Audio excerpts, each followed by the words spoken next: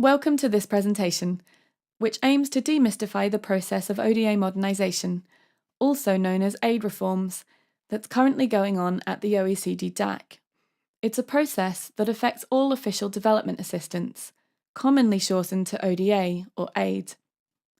This presentation is for anyone interested in global ODA flows or working in international development, who wants to understand this important process and its implications for the sector. I'm Cordelia Lonsdale from Development Initiatives. We use data from the OECD DAC, along with other data sources, to produce our analysis on aid and development finance. In this short video, we'll provide an overview of the drivers behind aid reform, what the process and timelines for change look like, a summary of key changes expected, and, critically, introduce some of the implications for policy and practice, and for anyone who works with ODA data. The Organisation for Economic Cooperation and Development's Development Assistance Committee, known as the OECD DAC, is a group of donor governments and the EU that defines what ODA is, sets rules for what types of spending count as ODA, and decides which countries are eligible to receive ODA. The OECD DAC produces statistics on ODA, including monitoring donors' progress towards UN aid targets. In 2012, the OECD DAC decided to modernise the ODA concept and their statistical system to better reflect the development finance landscape. This means technical improvements to ODA statistics in order to ensure consistency and avoid discrepancies between donors caused by different interpretations of reporting rules, and more accurately reflect development activities in the official data. The OECD DAC also cites a range of wider policy-related reasons to modernise ODA. For example, donors want wider development efforts that are not currently ODA eligible to be more transparent, visible, and recognised. For example, some peace and security-related activities. Given the high costs of meeting the Sustainable Development Goals, some donors want to incentivise different ways of using ODA, for example, providing guarantees, that they feel can catalyse additional private investments into development. And the DAC wants to politically incentivise donors to increase ODA for the least developed or more fragile countries. Agreement was reached by ministers at the OECD DAC high-level meeting in 2012 to start the process of ODA modernisation. There are two key areas of change. The first area is updating, clarifying, and streamlining existing ODA reporting on ODA loans, debt relief, in-donor refugee costs, and purpose codes and sector codes.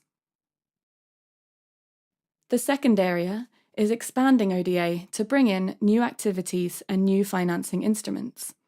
For example, private sector instruments, including equity investments, guarantees, and other market-like instruments, and some peace and security activities. Alongside the ODA modernisation process, the OECD DAC is developing a new measurement framework for flows beyond ODA. The private sector instruments we mentioned are intended to mobilise investments into development, but these mobilised flows will still not be ODA eligible under the new system. The intention is to capture these and other non-ODA flows considered relevant for development in a new measure, or maybe a new international statistical standard, called Total Official Support for Sustainable Development, or TOSD. However, there has not yet been a decision on the flows that might be captured by this new measure, or exactly what purpose it might serve in the development finance landscape. While the DAC is working on both TOSD and ODA modernisation, it is probably helpful to think of the two things separately. Firstly, because TOSD concerns non-ODA flows. Secondly, because unlike the other changes, which are being decided only by DAC members, the development of TOSD is now being conducted jointly by the UN and the OECD, as it is so relevant to the Sustainable Development Goals. Anyone who relies on ODA data from the DAC creditor reporting system for their work will need to be aware that what comprises ODA data will change, and understand what that means for how they use it. New data may be more granular and informative in some areas. However, headline ODA will be even more divorced from actual flows than at present. In other words, ODA numbers will not represent real flows being transferred from a donor to a recipient. This has always been the case in some areas of ODA, but the difference could become more marked because of some elements of the new rules. Analysing ODA will require more complex technical understanding. Datasets will contain new and different instruments, flows, channels, and codes. The fundamental nature of ODA is changing.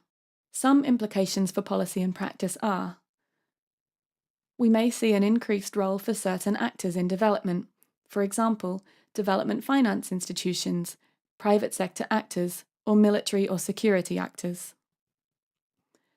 There may be changes in incentives for donors to give certain types of ODA, including in least developed countries or countries experiencing conflict and fragility. There will be implications for anyone who wants to understand how ODA contributes to the UN Sustainable Development Goals, or monitor UN commitments on ODA, such as the 0.7% commitment. In some cases, more data will be available, increasing transparency and accountability. However, other ODA data may become less transparent and harder to understand. The change processes, begun in 2012, have advanced on different timelines. Some of the rules, for example on ODA loans or on peace and security spending, have already been agreed, though they may undergo clarifications before final agreement. The rules on other areas, such as debt relief, private sector instruments, and in-donor refugee costs, are still being discussed and negotiated by DAC members. Following agreement at the DAC high-level meeting in October 2017, reporting according to some of the new rules could start as early as 2018. This means the data we see in 2019 should be reported according to some of the new rules. Further resources, including webinars helping you to understand ODA modernisation, will be available soon. Please go to our website at www.devinit.org to stay up to date.